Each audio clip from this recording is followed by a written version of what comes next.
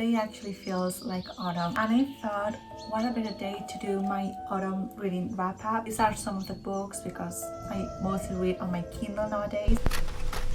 Okay, so for fantasy, I have Iron Flame by Rebecca Yarros. I read Fourth Wing back in, I think it was like the end of summer. I absolutely loved it. I feel like that book really reminded me why I love reading so much. I've been reading my entire life. I've never had a point in my life where I stopped reading, but I feel like maybe because I'm an adult and now it's more difficult for me to find, this is going to sound extremely sad, but it's more difficult for me to find like those special little things and like the magic in little things. And this book really reminded me why I love reading so much. I read Fourth Wing, I absolutely loved it, and then I read Iron Flame when it came out. I buddy read this book with one of my friends, and I know I will have to wait for like an entire year before I can read the third book, but it's fine, it's okay, I can reread the first two.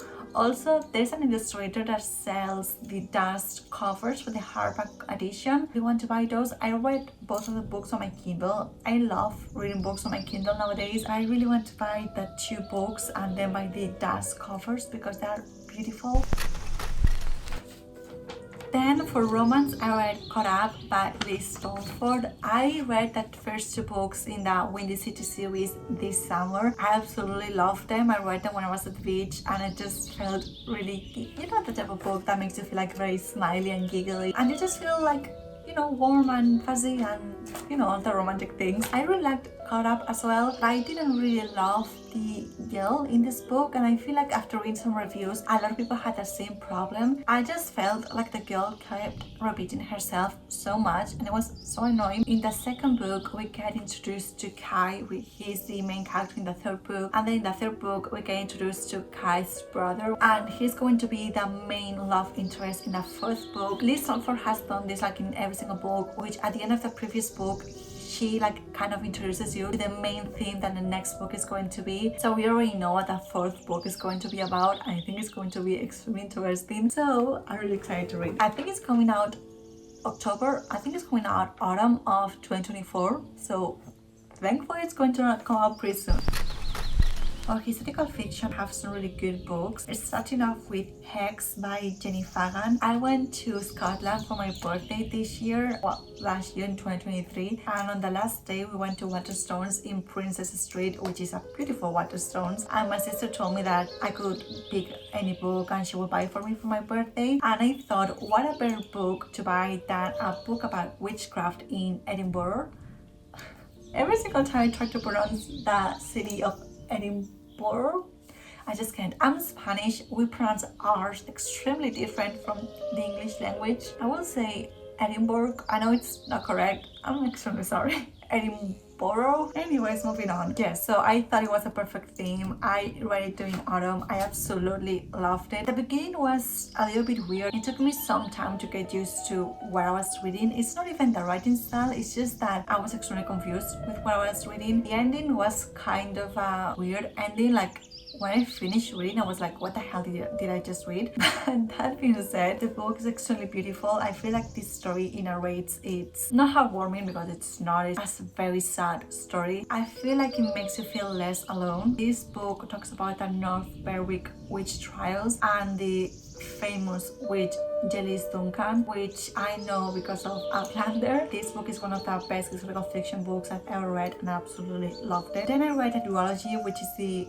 Immortality duology, I think it's called. I read Anatomy and Immortality, a love story by Dana Shore. These books are also set in Edinburgh. It's really funny that I do not know how to pronounce the name of that city, but I want to live in the city. Anyways, this book is set during the Regency period or Victorian period, one of those two. I think it's the Regency period. We follow Hazel. She wants to become a surgeon, and obviously back in the day women weren't allowed to do anything, so she wasn't allowed to even think about becoming a surgeon. I love how determined she was in that first book. I really wish these books didn't focus on the love story. I know it says that on the title. I just really wish that love story wasn't between Hazel and a guy. I really wish that love story was between Hazel and anatomy, like surgery, being a physician, because the love she had for medicine was outstanding. It was so beautiful to read. And then the guy, he was fine. He wasn't, and like he wasn't a bad guy. It's just that he became extremely annoying on the second book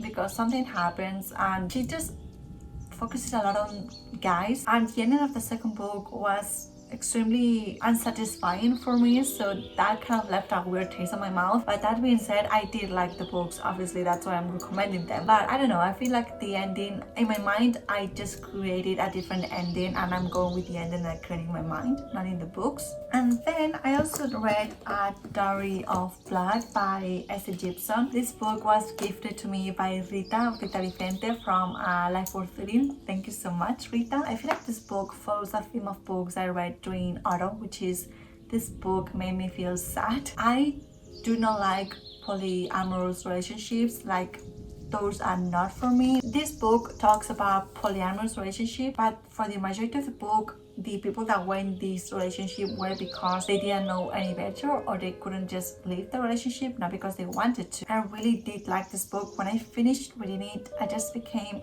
enamored with S. Gibson's writing. She has an amazing writing style, one of the best ones I've read in so many years. It's not too flowery in the sense that the story gets lost in the way she's trying to write and beautiful detail. It's just the perfect amount of beautiful writing that makes you really fall in love with the atmosphere she's creating and the characters. Something that I truly adored in this book is that she doesn't mention Dracula at all throughout the entirety of the book. They just reference him as like a him, a he, or just the person, but you don't know it's Dracula unless you read the back of the book because it says Dracula. But if you don't read the back of the book, you wouldn't know that it's Dracula. And I love that because it's like the author is trying to take away Dracula's power over Constanta and over all of them. I just love that because like you talk about the story of the abuser, but you don't mention the abuser by name, so you're taking away his power.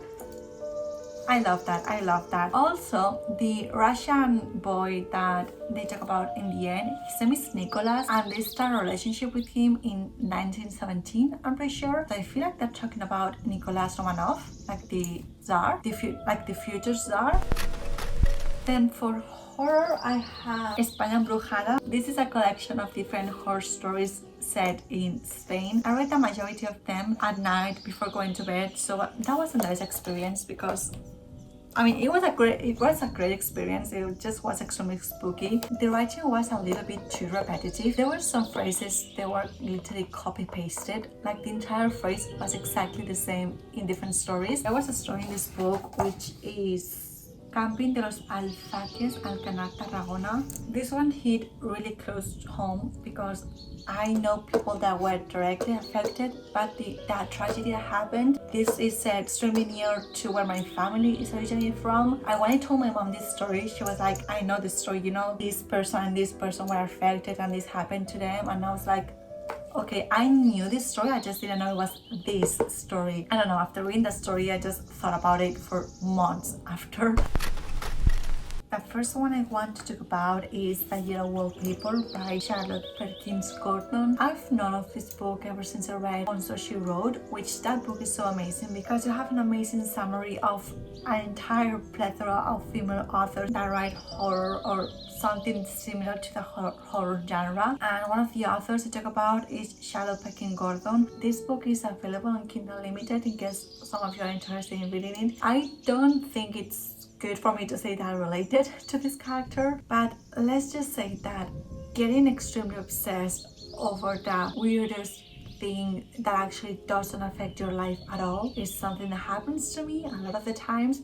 Sometimes I just get hyper fixated on something, and the character in this book also did. I always think it comes from different past things that have happened in your life.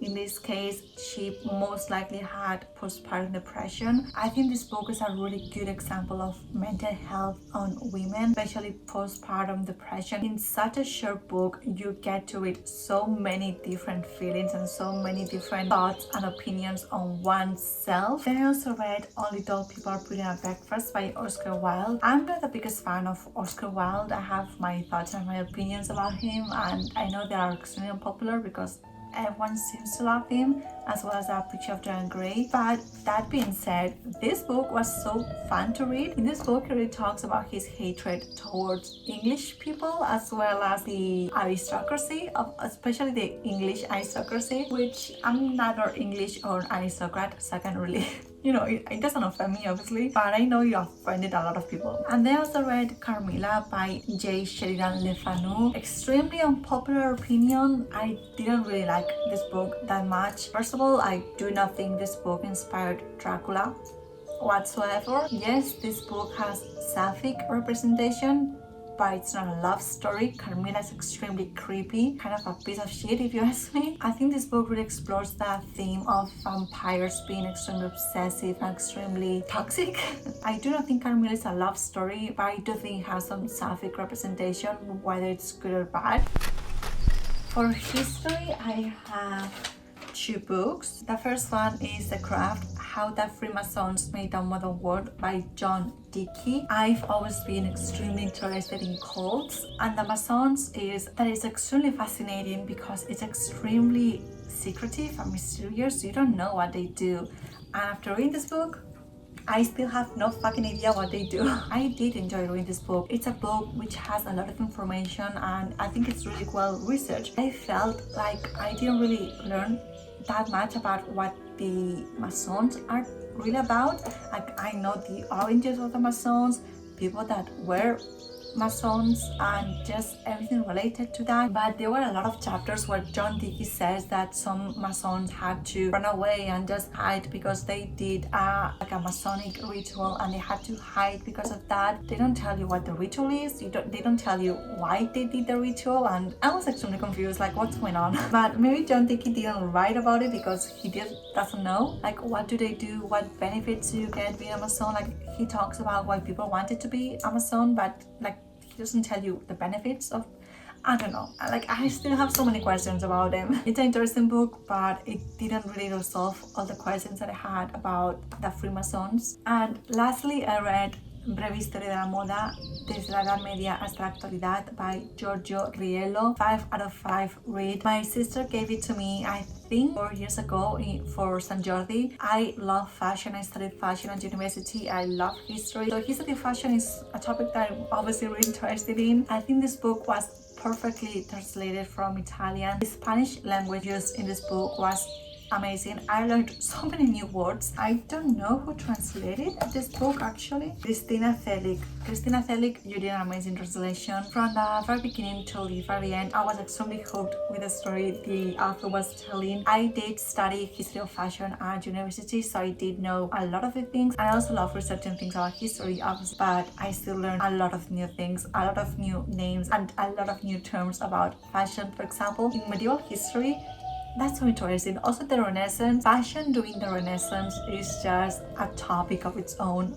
Amazing. So these are some of the books I read during the season of autumn. Summer was an amazing reading season, and I feel like in autumn I was a little bit slumpish. Also with work, I was working a lot, and the only time I have to read is during my commute. Thankfully, winter so far it's going well. I thankfully have some good quality reads this season, so I'm really thankful. I hope you guys liked this video, and I will see you very soon.